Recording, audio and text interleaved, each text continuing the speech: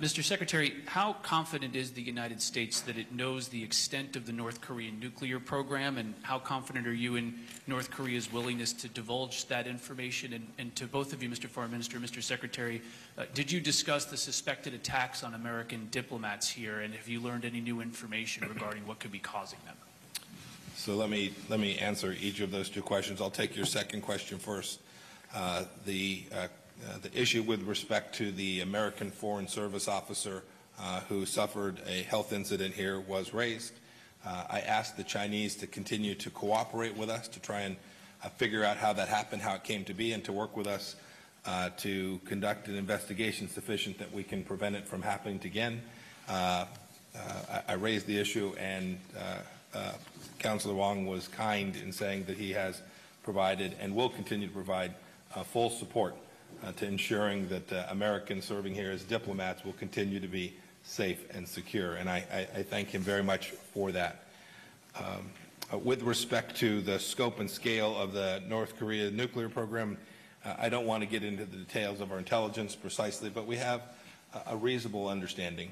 It is incredibly important that we get a full understanding of that as quickly as possible, and as part of the efforts that will be undertaken in the week and weeks ahead, we will work with the North Koreans to come to have a fuller understanding of that, so that we can begin to execute together the commitments that President Trump and Chairman Kim made.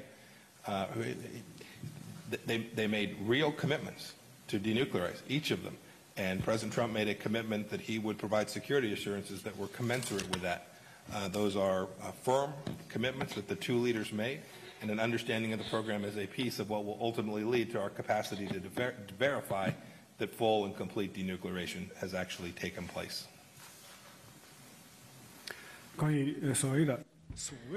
the so-called sonic attack, we've been staying in communication between our two sides. Just now, Mr. Secretary mentioned that China has all along and will continue to protect the lawful rights and interests of all diplomats in China, including those from the U.S., in accordance with law. We have done some serious investigation. What I can tell you is that we haven't found any cause or lead that have triggered such a condition. We will stay in communication with the U.S. to properly handle this issue. And also on trade, Mr. Secretary mentioned trade. We have two options. One is cooperation and win-win outcomes. Second, confrontation and a lose-lose scenario. China opts for the first one and has made such a decision. We hope the U.S. will also make a wise choice, and China, on its part, is prepared on all fronts. Thank you.